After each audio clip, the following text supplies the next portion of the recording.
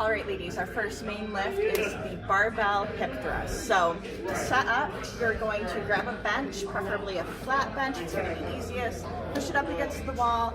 I like to put a pad behind it just in case my head might hit the back wall. It gives you some cushion there. So set up your bench. Make sure it's sturdy against the wall. For the pad, if you don't have a barbell pad or your gym doesn't offer one, you can use a rolled up yoga mat, you can use a mat, as long as it's smaller and you can kind of fit it right on your hips, or you can use a towel or anything that's going to give you a little extra padding around the bar. I do have a link for the barbell pads in my Amazon shop if you guys want to grab one. They're really cheap and I love it because it takes all that pressure off your hips. So you'll set up, put your weight on the side. I recommend starting off with the bar if you're just getting used to it, and you'll always start off with a bar only set as your warm up. You're gonna get down underneath the bar,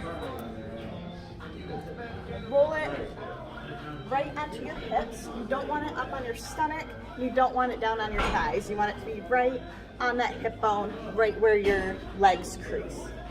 Pull that back.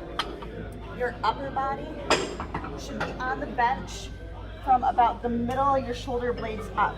So you don't want to be down here on your neck, and you don't want to have the majority of your torso on the bench. You just want shoulder blades up. Pull your feet back. Take a deep breath and then stabilize that. Anytime you lift weight, you want to make sure your core is stabilized. So stabilize that core, lift up, and that's just to get yourself into position. Adjust your shoulder blades.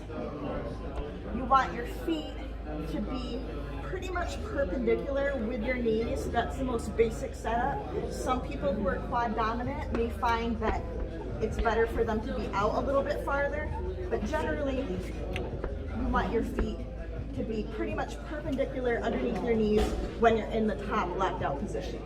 You want your toes to be slightly pointed outward, and you want your knees to track outward as well. You don't want to concave in this way. That's going to not put as much activation on your glutes. So knees out, toes slightly out. You can hold onto the bar for stabilization. It's not cheating the movement at all. And then you'll slowly descend. You want to keep your eyes looking towards the top of the wall, towards the ceiling. You don't want to lift your head backwards, because if you do that, you're going to curve your spine automatically. So look forward, keep that core tight, down. You want to get pretty low, don't drop all the way to the bottom, but get as low as you can, and then up, lock out at the top, nice tight glutes, knees out, stabilize that bar, control it on the way down, and watch my neck is following the pattern of my movement, and up. So again, core tight, drop those hips, propel forward, eyes forward, knees out, and that is your barbell hip thrust. If you're not able to use a barbell, if it's too heavy, or maybe you're only at the point where you can use a barbell, like a 10-pound weight, and you can't lift it up onto you, start with a dumbbell. So you'll do the same motion, set up right here, but you're going to place a dumbbell on your hips. So that's a way to start out, and then as you get stronger, you can move into the barbell hip thrust.